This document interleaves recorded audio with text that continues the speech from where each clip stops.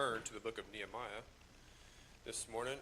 Last week, Brother Clint preached 11 and 2 o'clock, and his messages really resounded with me, and I think it did with other people as well. And this week, getting ready to pray about what I was wanting to teach on, integrity kind of stayed in my mind, and I couldn't get it out. Not that I was trying to get it out, but it was just one of those things that kind of stayed there. So I'm gonna piggyback off of Brother Clint's lesson from last week, if that's okay.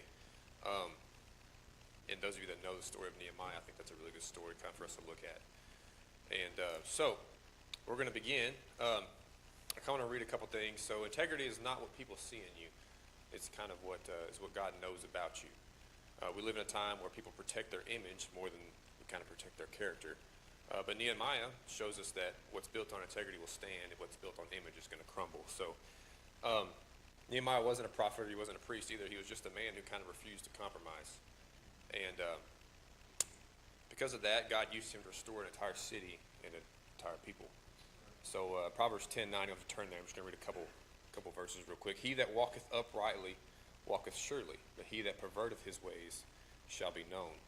Psalms 15:1-2, Lord, who shall abide in thy tabernacle? He that walketh uprightly, and worketh righteousness, and speaketh the truth in his heart.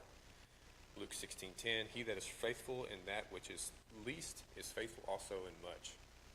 Those three verses speak a lot, and those three verses are kind of going to be those aren't going to be stones in today's lesson, but those are three verses. If you guys don't have them underlined, those would be some really good verses to underline. And so we're going to get started. Point number one is integrity begins with a burden. So Nehemiah 1 verse 1. I'm not going to read this whole book. It's going to seem like it, but I promise I'm not going to read the whole book. So the words of Nehemiah, the son of Hakaliah, and it came to pass in the month Chislew, in the 20th year, as I was in Shushan the palace, that Hanani, one of my brethren, came, he and certain men of Judah, and I asked them concerning the Jews that had escaped, which were left of the captivity, and concerning Jerusalem. And they said unto me, the remnant that are left of the captivity there in the province are in great affliction and reproach. The wall of Jerusalem also is broken down, and the gates thereof are burned with fire. So,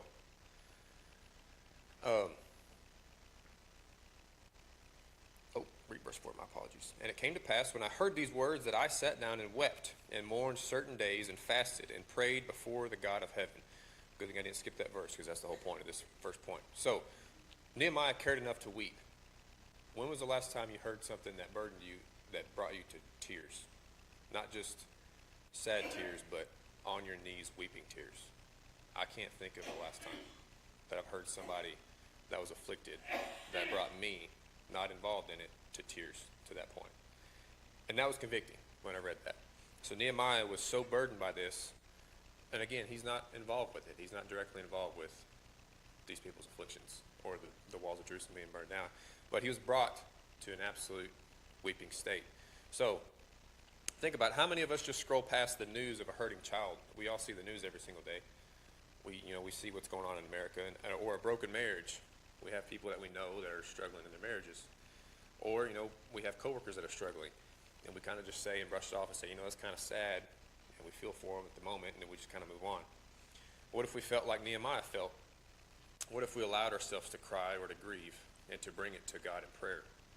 Imagine a teacher watching a bullied child, and she's kind of just sighing in her head, and she's shaking her head and whispers, God, I cannot let this go. Help me do something, and let me help this kid. That's the kind of burden that Nehemiah had. Integrity starts with a heart that cares enough to feel the pain, a heart that is broken over what breaks God's heart, a heart that weeps before it acts. Psalm 34:18, the Lord is nigh to them that are of a broken heart, and saveth such as be of a contrite spirit. James 5:16, confess your faults one to another, and pray one for another, that ye may be healed. The effectual fervent prayer of a righteous man availeth much. Matthew 5:4, blessed are they that mourn, for they shall be comforted. We're going to move on to Nehemiah 1:5-6. He prayed before acting. So, and I said, I beseech thee, O Lord God of heaven, the great and terrible God, that keepeth covenant and mercy for them that love him and observe his commandments. Let thine ear now be attentive and thine eyes open, that thou mayest hear the prayer of thy servant, which I pray before thee now, day and night, for the children of Israel, thy servants, and confess the sins of the children of Israel, which we have sinned against thee both. Sinned against thee, both I and my father's house have sinned. So he prayed before acting. Nehemiah could have immediately written to the king, jumped on a ship, and rallied some volunteers, but he didn't. First, he prayed and he fasted. He confessed sins, his people's and even his own sins. He didn't move in haste. He paused. He sought God's wisdom before he sought any human approval. So Philippians chapter 4, verse 6, be careful for nothing, but in everything, by prayer and supplication with thanksgiving, let your requests be made known unto God. 1 Samuel 12:23, moreover, as for me, God forbid that I should sin against the Lord in ceasing to pray for you, but I will teach you the good and the right way. I bring this point out that he prayed before acting because how many times do we in our life, we feel like we need to work on something, we need to jump into a situation, and we just do it under our own accord and we don't consult God first. And there's been times in my life where I've done that. I felt like I needed to do something, and I go ahead and just go do it without praying and talking to God about it. And the outcome isn't exactly what I thought I wanted. And so I wanted to bring that out, that Nehemiah prayed several days before he ever acted. And we're going to see his action here next. And he was honest about his sin. That was another big point. So he confessed the Israelite sin and his own sins. Verse 6, let thine ear now be attentive and thine eyes open, that thou mayest hear the prayer of thy servant, which I pray before thee now, day and night, for the children of Israel, thy servants, and confess the sins of the children of Israel, which we have sinned against thee. Both I and my father's house have sinned. We have dealt very corruptly against thee, and have not kept the commandments, nor the statutes, nor the judgments, which thou commandest thy servant Moses. Nehemiah doesn't just mourn the broken city, he confesses the sins of the people, and even acknowledges that his own sins. He doesn't play the blame game. He doesn't say, well, it's their fault. He takes part of the responsibility himself. Even if he wasn't there when it all fell apart, that's integrity. Accountability begins with honesty. Before God can build something in us, he builds something in you. Nehemiah's tears in private laid the foundation for his victory in public that we're going to see later. Point number 2, we're going to turn to Nehemiah chapter 2, 18 real fast.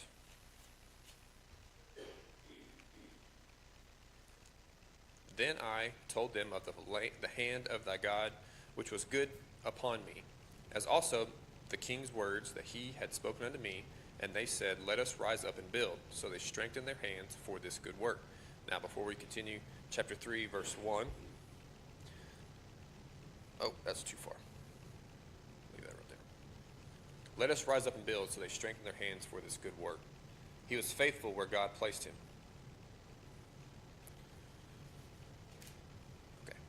Nehemiah chapter 2, verse 1. My apologies, I kind of skipped there.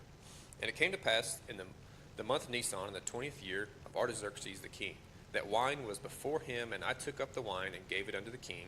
Now I had not been before time sad in his presence. Before I continue, Nehemiah was a cupbearer of the king Artaxerxes. So if you didn't get that in that verse there, that's what he is. So he drinks the wine before he gives it to the king. Wherefore the king said unto me, why is thy countenance sad, seeing thou art not sick? This is nothing else but sorrow of heart. Then I was very sore afraid, and said unto the king, let the king live forever. Why should not my countenance be sad, when the city, the place of my father's sepulchres, lieth waste, and the gates thereof are consumed with fire? Then the king said unto me, for what dost thou make the request? So I prayed to the God of heaven. And I said unto the king, if it please the king, and if thy servant have found favor in thy spirit, thou sight, that thou wouldest send me unto Judah, unto the city of my father's sepulchres, that I may build it. And the king said unto me, the queen also sitting by him, for how long shall thy journey be? And when wilt thou return? So it pleased the king to send me. And I set him a time. Moreover, I said unto the king, if it please the king, let letters be given me to the governors beyond the river, that they may convey me over till I come to Judah. And a letter unto Asaph, the keeper of the king's forest, that he may give me timber to make beams for the gates of the palace, which appertain to the house. All right, so that was a little bit of a lot. To summarize that really quick, the king saw that Nehemiah was sad. And he wasn't sick. He wasn't sad because he was sick. So the king noticed that he was sorrowful. Something was really troubling him. And so he asked him what was going on, and he told him that his father's lands were burnt down, and it was bothering him. He was burdened. And he asked the king if it would be okay, that if he was a good enough servant, that the king would let him go and build up the wall again. And the king did. He gave him his time. He said, well, how long, when are you going to be back? Didn't question it. He said, well, when are you going to be back? And so he told him, he gave him a time, and he went to the forest, and he got some wood for the gates to rebuild them, and he was on his way. So he was faithful where God had placed him. So at that point, I want to bring that out. So he was faithful where God had placed him. He was a cupbearer. Do you think a cupbearer in this time was very important? To our mind, it's probably not. But in this time, it was. It is important. That's the most important job a servant can have, is to taste the wine before they give it to the king. So he was faithful in this job that God had given him initially. Nehemiah didn't rush blindly into leadership. He had served faithfully as a cupbearer first, handling responsibilities with excellence. He gained the king's trust because he proved himself trustworthy in the small things. Integrity shows where we are, not just where we hope to be. Luke 16:10, he that is faithful in that which is least is faithful also in much. Colossians 3:23 through 24, and whatsoever ye do, do it heartily as to the Lord and not unto men. 1 Corinthians chapter 4, verse 2, moreover, it is required in stewardess that a man be found faithful. All right. Nehemiah 2:18, that's where I skipped to a little bit earlier. Then I told them of the hand of my God, which was good upon me, as also the king's words that he had spoken unto me. And they said, let us rise up and build. So they strengthened their hands for this good work. He gave God the glory. Proverbs 3:5 through 6, trust in the Lord with all thine heart, and lean not unto thine own understanding. And all thy ways acknowledge him, and he shall direct thy paths. James 1:17. I don't have that one written down. I got to turn there real fast.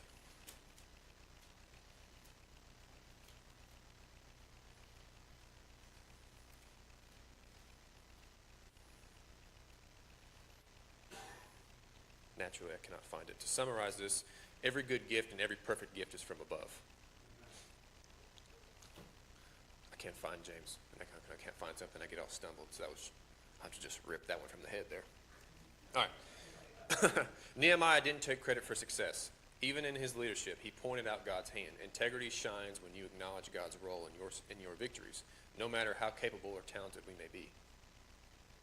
He worked with the others, not above them. So we're going to turn to Nehemiah chapter 3.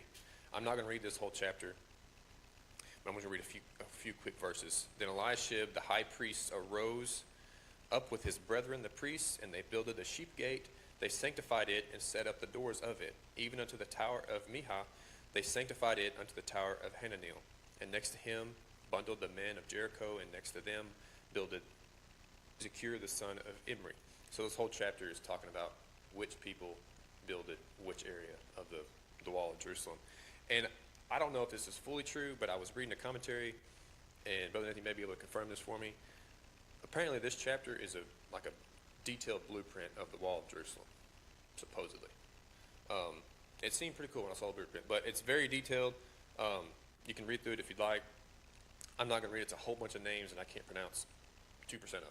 So, but I wanted to point out that Nehemiah didn't just give orders. He picked up the stones himself. Today is extremely, extremely hard to be faithful where we are, mainly because of the overabundance of the windows that we have in the lives of everyone around us through social media.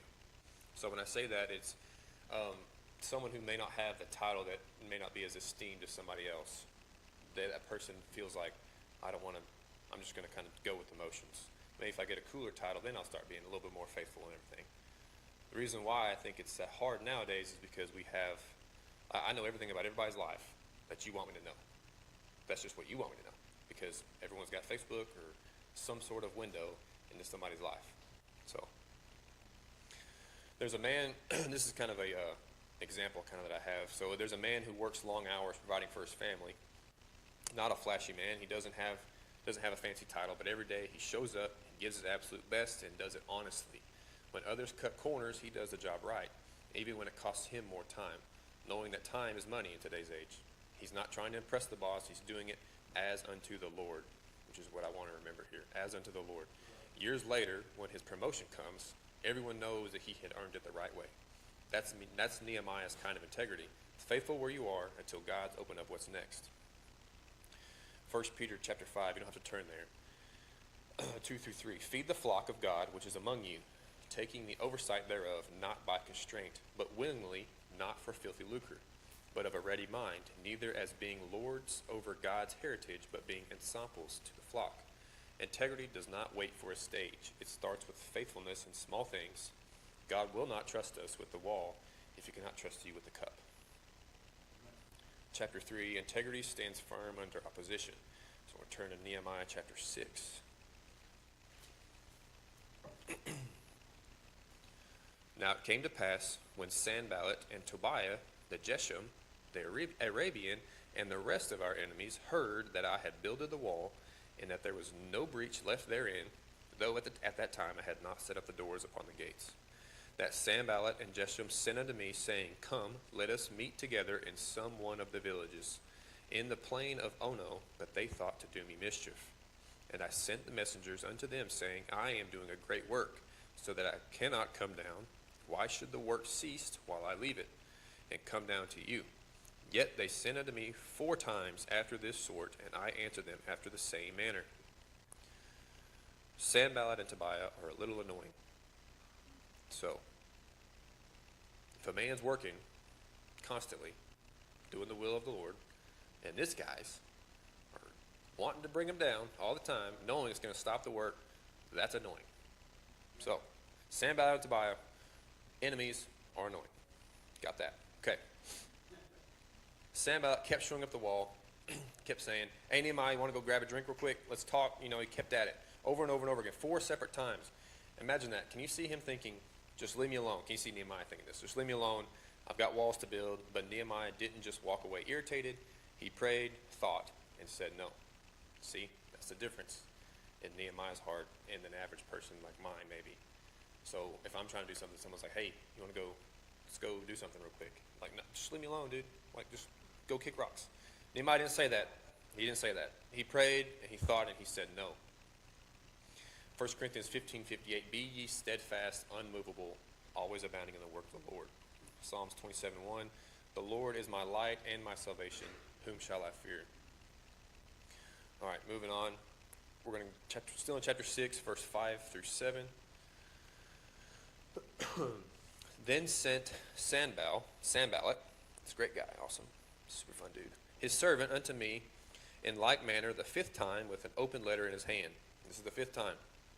Got a letter this time, a little bit more important, wherein was written, It is reported among the heathen, and Gashmith saith it, that thou and the Jews think to rebel, for which cause thou buildest the wall, that thou mayest be their king, according to these words. Now they're just throwing some lies out.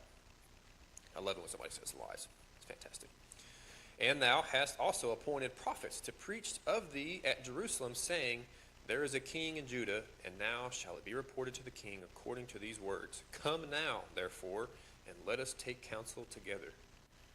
So, Sanballat's got a letter this time, a letter of lies, and brings it to Nehemiah saying, well, now you don't really have an option, because you're going to rebel against us, and you have to come with me. So, can't say no this time. Well, let's see what happens. He feared God more than man. He didn't fear Sanballat or Tobiah. He feared God, though. Let's look at verse 8. Still in chapter 6. Then I sent unto him, saying, There are no such things done as thou sayest, but thou feignest them out of thine own heart. You made them up. For they all made us afraid, saying, Their hands shall be weakened from the work that it be not done.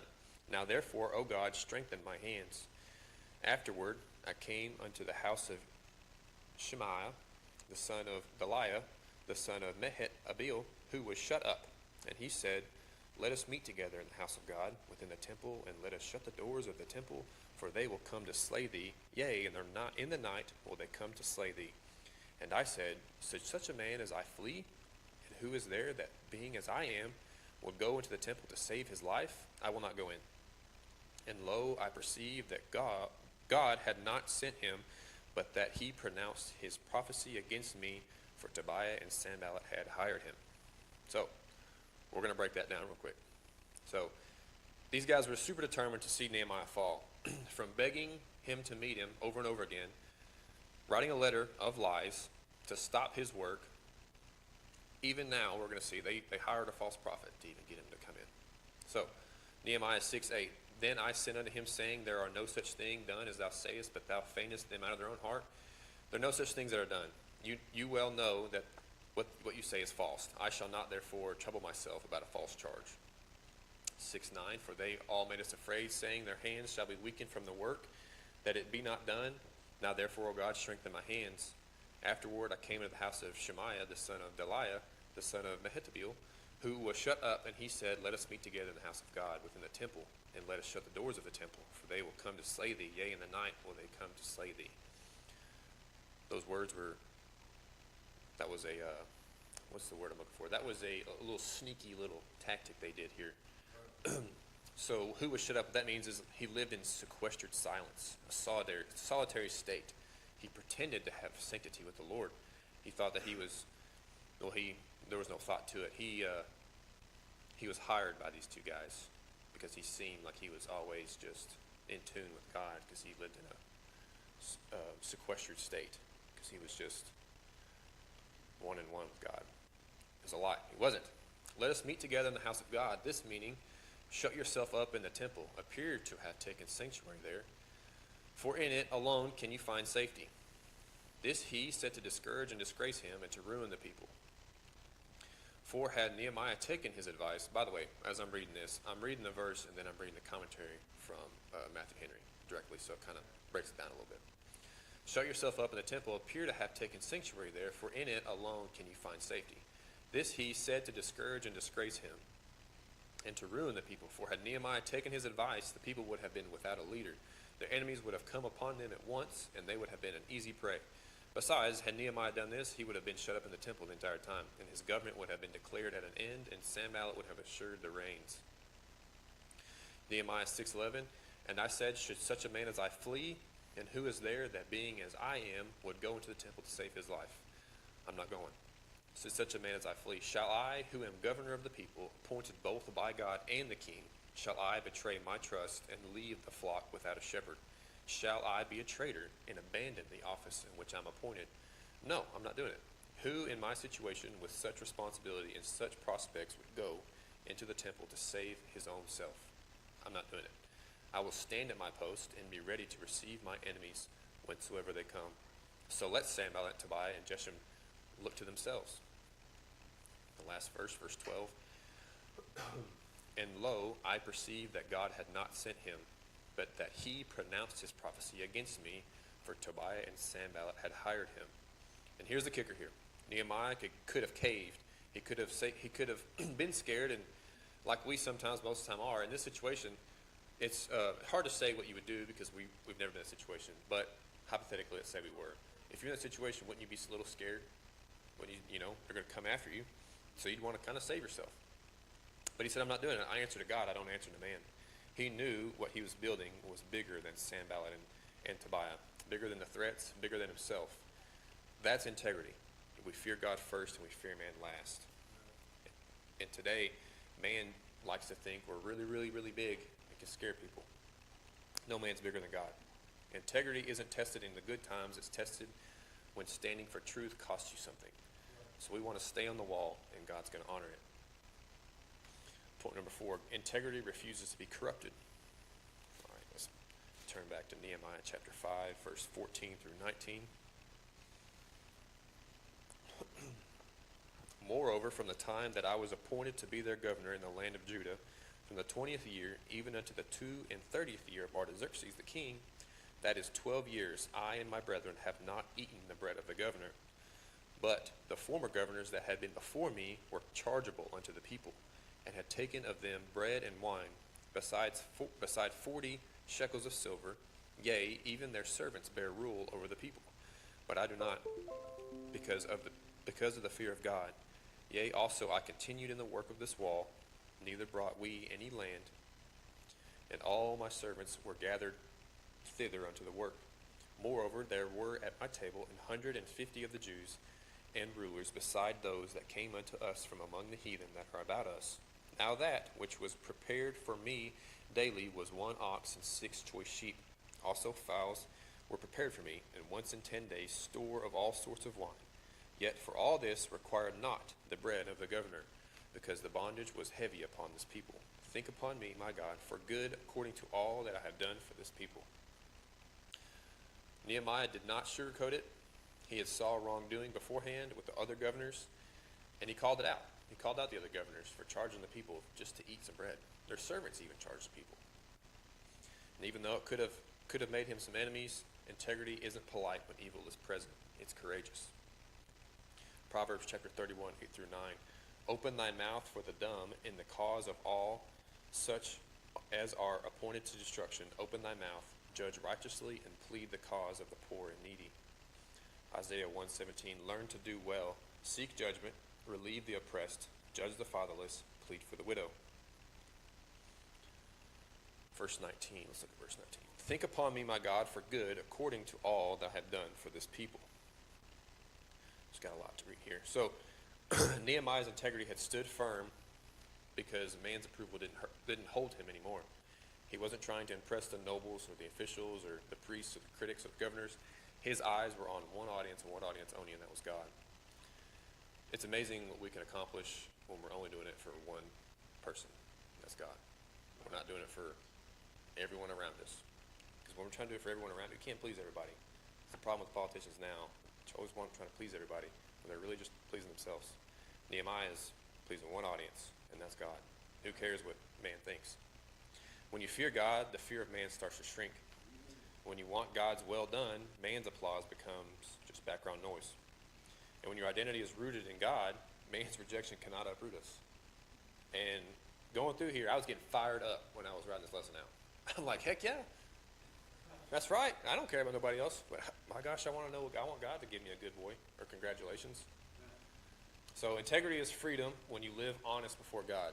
You don't have to remember what lie you told. Your conscience is, you can sleep pretty easily when you're living in integrity because your life's clean. John chapter 12, verse 43, for they love the praise of men more than the praise of God.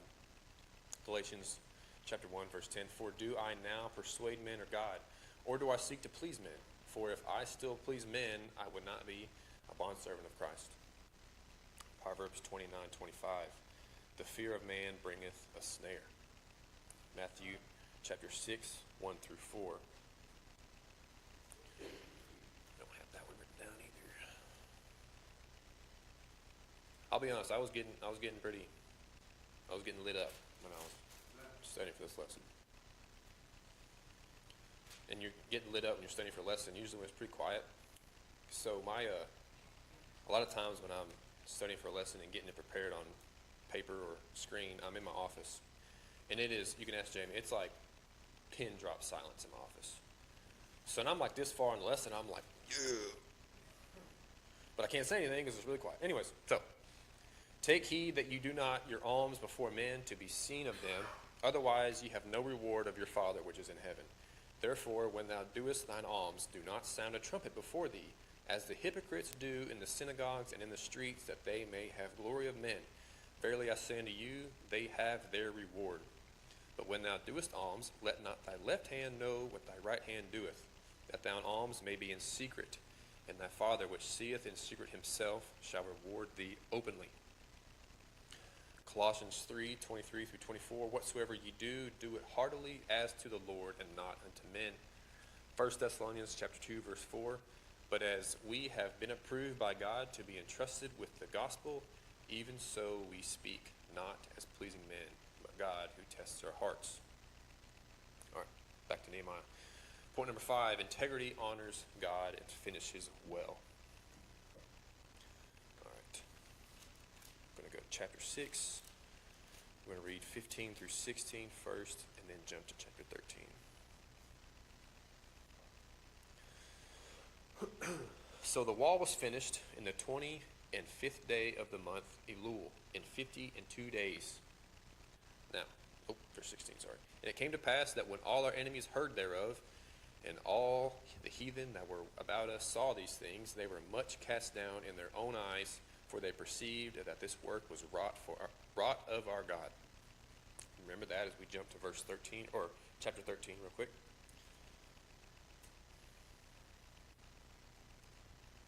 Let me read that one last verse real quick again before as y'all turn there. And it came to pass that when all our enemies heard thereof, and all the heathen that were about us saw these things, they were much cast down in their own eyes, for they perceived that this work was wrought of our God. Amen. All right. Chapter 13, verse 6 through 11. But in all this time was not I at Jerusalem, for in the 32nd year of Artaxerxes, king of Babylon, came I unto the king, and after certain days obtained I leave of the king. And I came to Jerusalem. He went back to Jerusalem, okay. And I came to Jerusalem and understood of the evil that Eliashib did for Tobiah in preparing him a chamber in the courts of the house of God, and it grieved me sore. Therefore I cast forth all the household stuff of Tobiah out of the chamber. Then I commanded, and they cleansed the chambers, and thither brought I again the vessels of the house of God, with the meat offering and the frankincense. And I perceived that the portions of the Levites had not been given them, for the Levites and the singers that did the work were fled every one to his field.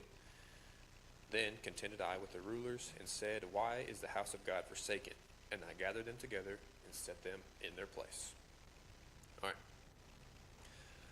God had blessed what was built on integrity. The wall went up in 52 days, not because of talent, but because of the trustworthiness. Nehemiah gave God the glory. The enemies had said, this wrought of our God. So when I read that earlier, this wrought of our God, that was the goal.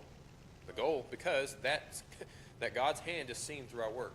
We want everything we do, we want people to see God's hand in it, not Nick's hand in it. We want to see God's hand in it. He stayed faithful after success.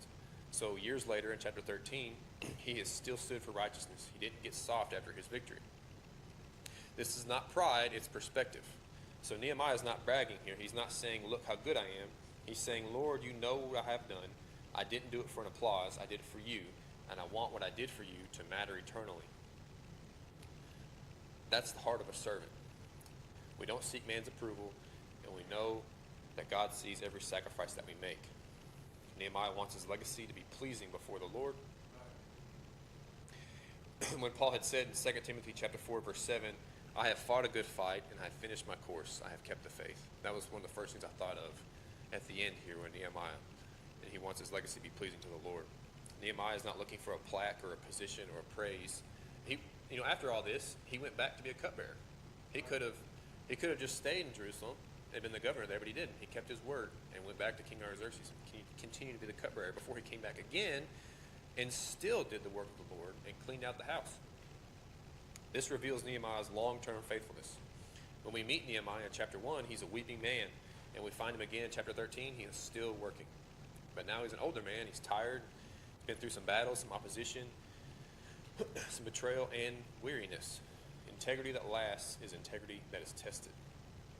He had left Jerusalem for a time, and when he returned, he found people had already slid back into compromise. The temple rooms had been misused, the Sabbath had been ignored, mixed marriages causing spiritual adrift, and leaders growing apathetic. Most people would have said, I'm done, they don't listen, let them do what they want to do. And for the Israelite people, that could have been said many times. But it wasn't. Nehemiah had picked up the mantle again, correcting, cleansing, restoring, and continued to rebuild. Even at the end of his life, his heart beat the same direction it did in the beginning. When we step back from Nehemiah's story and kind of take a look at the whole picture of it, we don't just see a man who built up a wall, although that is what he did. He did physically build a wall. But there's a lot more to it than just building it. We see a man who built an entire life. He built a life of conviction, of courage, and purity, and a life of integrity. From the first chapter all the way to the last, and when you and I look at our own lives today, God's calling us to do the same thing. We're not, called to build a physical wall in Jerusalem, but we're all called to a wall.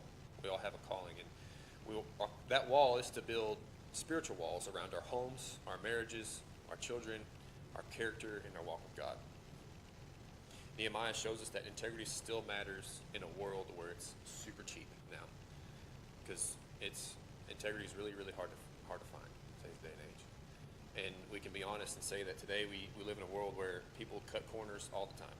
It's extremely hard to find a contractor that's not going to, when you get a house built, You can walk through it and find a million things wrong with it because they see you're going to pay them X amount of dollars by the end, and they're trying to get to that end as quick as possible. And just hope and pray you don't see those corners. Well, in our walk with God, people are going to see those corners cut because they glare through. And people cheat when no one sees, and they live two different lives, one public and one private. And that was one thing that stuck with me last week when Brother Clint was here. We go along with the crowd to avoid standing out because we don't want to give out these tracts. That's going to make us stand out. Not many people want to stand out. Thankfully, I'm a pretty outgoing person, so I don't mind standing out. So I'll hand out a tract. But it's not as easy for some people because we all want to kind of just slide in behind everybody, right? But that's not what we're called to do. That's not what Nehemiah did, and that's not what I want to do. And we constantly want to chase approval instead of righteousness. God is still looking for Nehemiahs today. Men and women who will say, I will weep over what matters. I will pray before I act. I will stand when others bend, and I will refuse corruption. And when I finish my race, I want God to remember a life that honored him. Nehemiah reminds us that integrity is not built in the spotlight. It's built in the small and unseen things. It's built when we close the laptop at the end of the day because the temptation is there. When you tell the truth, even though the lie is much easier. And when you put the phone down and engage with our family. When you forgive, even though it hurts. And when you choose righteousness over reputation. And when you say, Father, not mine, but your will be done. Those choices don't make the headlines, but they make history in heaven. And that's what we need to strive for, is to make history in heaven, not for the big, everyone to be like, oh, good job. Our legacy is being built right now, not one day, but today. If Nehemiah stood before us this morning, I think he'd say, you don't have to be perfect, but you do have to be faithful. Your legacy is not what you leave behind one day, it's what you're living this very moment. It's the decision you make this week. It's the example you're setting in front of your children. It's the character you show when no one is watching. It's the obedience you offer when only God can see you.